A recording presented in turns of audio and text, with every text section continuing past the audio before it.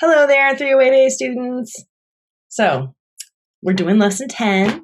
We're talking about some early modern language and literary conventions of early modern prose. We're going to talk about a bunch of stuff. So, with early modern English, we move into English that no longer has to be translated. The grammar of English hasn't changed substantially since the early modern period, even though I know their sentences look a lot more complicated than ours for a number of reasons. But our sentence structure tends to be a little bit more simplified than in the Renaissance period.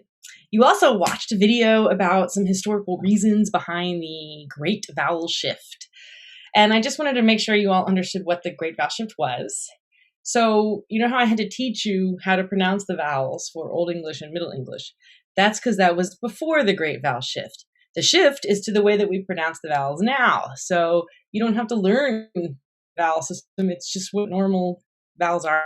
So like A, which is ah, in Middle English, now back to A. And then the ash, that funky little ligature, it goes away as well, and the A takes over its sound, which is ah. So both of those end up being an A. As it happens, in Middle English, long and short vowels just meant whether you held them longer or held them shorter. They didn't have a quality difference like they do now. You see A and ah, those are the long and short versions of A, and that develops after the Great Vowel Shift. E, the letter E, that used to have the sound A, right? But now it has the sound E or eh in the short version, E or eh, right? The letter I used to sound like E, but now it has that I sound or I or I, because it's short. O used to be only oo, but now it can be O or oo, and U can be oo or ew. So there's all these shifts that happen with the letters, but now they sound the way that you would expect them to sound. So we learned at the beginning of Unit 3 that in 1476, William Caxton introduces the printing press to England. So over the course of the 16th century, so that's at the end of the 15th, over the course of the next century, the 16th century, a number of things happen. First off, the printing press helps stabilize the written form of the language, which I believe I mentioned in an earlier video.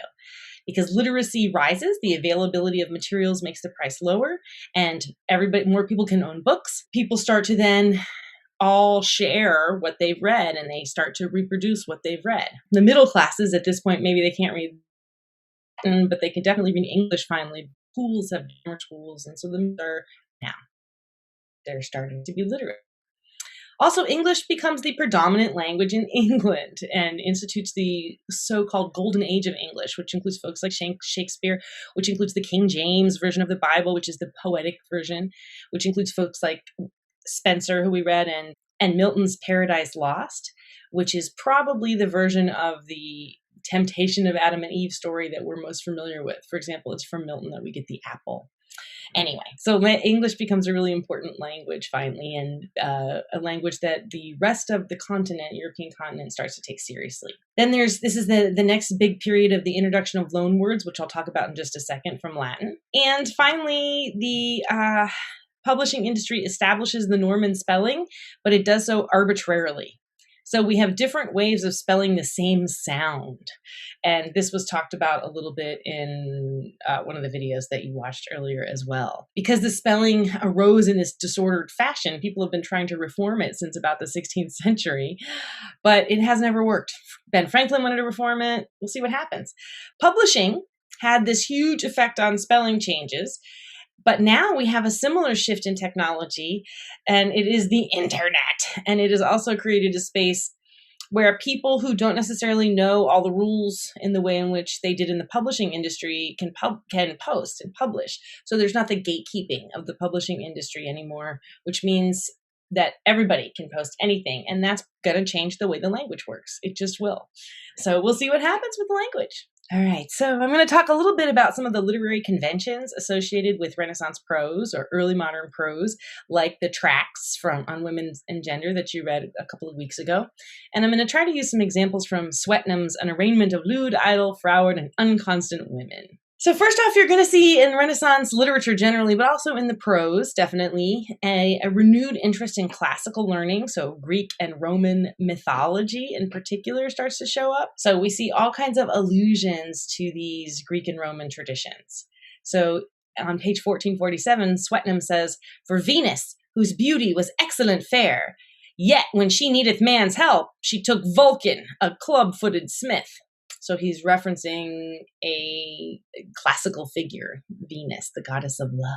You're going to see all kinds of allusions to Greek and Roman mythology. All right, the next thing that you're going to see a lot of in Renaissance prose is Latinate vocabulary. For a long time, people thought English was sort of an unsuitable language when compared to Latin, especially for religious and educational purposes.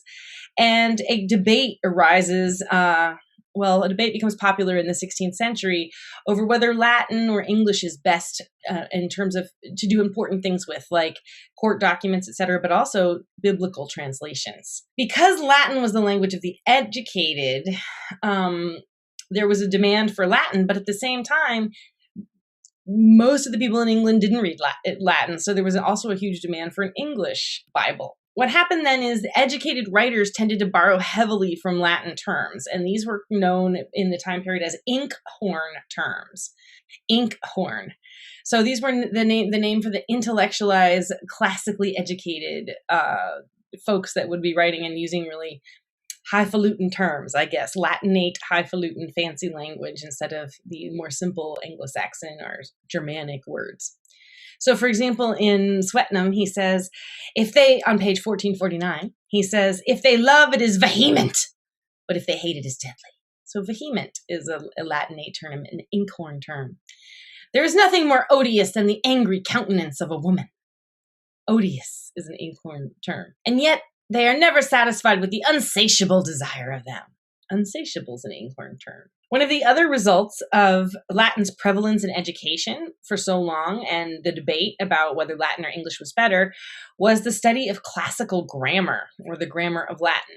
And eventually that was applied to English. So there's a lot of strange rules, grammar rules in English that come from the fact that English grammar was developed by grafting Latin grammar onto it, which, is kind of strange as a process. But this is why it's possible to do things in English that are technically ungrammatical, like splitting an infinitive, to boldly go.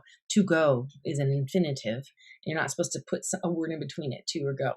But that rule comes from the fact that in Latin, the infinitive of a verb was one word. So it was impossible for you to, quote unquote, split it because it was only one word. So in English, the infinitive is two words. It's to and the verb, to go, to eat, to do. That's called the infinitive of the verb. So the only reason that grammarians say that you shouldn't split it is because in Latin it couldn't be split. So these are the kinds of rules that in English don't necessarily make sense. Like, they don't make sense for English, but they were grafted onto it because people revered Latin. So because there were so many fancified terms coming up in the Renaissance period, that's when the first dictionaries came out. The first dictionaries were there to sort of explain these erudite Latin inkhorn terms that not everybody knew. So people needed help. And this is what prompted them. And they came out first in the 1580s and 90s, so towards the end of the 16th century. And the first real dictionary in English is usually thought of as the 1604, written by Robert Cowdrey, called A Table Alphabetical. So anyway, it's also at this time that Latin starts to influence English rhetoric. So you're going to see sentence structures that are pretty elaborate, and based on Latinate elaborate sentence structures as well. Speaking of elaborate things, that brings us to our third convention, which is ornamentation. Ornamentation is the use of elaborate rhetorical devices. So can you think of a trope or a figure of speech or a clever use of language? The Renaissance writers used it. Of course, things like metaphor and simile, but also things like synecdoche, metonymy, parallelism. Pretty much whatever you can think of, some fancy Renaissance writer used it. So a couple that Swetnam ends up using on page 1448, eagles do not eat men until they are dead, but women devour them alive. So women here are being compared to a monster even worse than an eagle. Betwixt their breasts is a veil of destruction. Again, this is a figurative way of describing breasts and comparing them to mountains that have a veil between them. A destructive veil. A veil is like a valley. So another convention is the use of evidence. Early modern writers, influenced by empiricism, looked for evidence. They wanted to focus on sources, whether biblical or secular. So they quoted often and they analyzed those quotes. Sound familiar?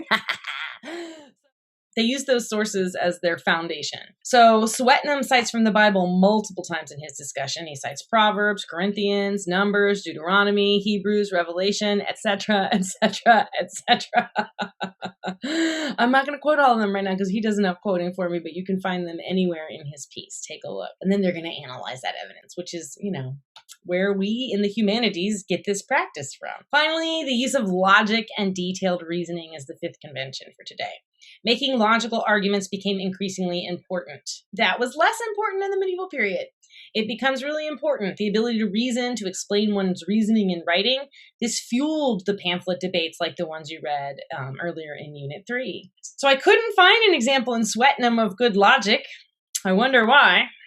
So I had to go to Rachel Spate's A Muzzle for Melostomas to find examples of actual sound logical reasoning.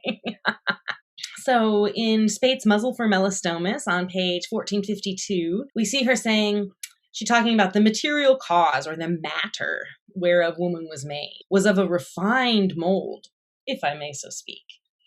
For man was created from the dust of the earth, but woman was made from a part of man after that he was a living soul. So in this one, she's suggesting women are more refined than men because men were made from dust and women were made from men. So there's like one set of refinement and then another. So women didn't come straight from dust. They came from an already refined product. That's pretty interesting, logical reasoning chain there. All right, the next thing she says is, yet she was not produced from Adam's foot to be his too low inferior, nor from his head to be his superior, but from his side near his heart to be his equal. Again, she uses logical reasoning. Here she's using analogy, right? She's like, if we're thinking about a human as a site of power or an analogy for power, right? She's taken from his side. So she's not from his foot, which would imply that she's below him. She's not from his head, which would imply that she's above him. She's from his rib, which implies that she's beside him. So this is a pretty good logical chain. All right, so those are some conventions of Renaissance prose that you can think about if you're going to be, looking at maybe some of the tracks from Women and Gender or just in general.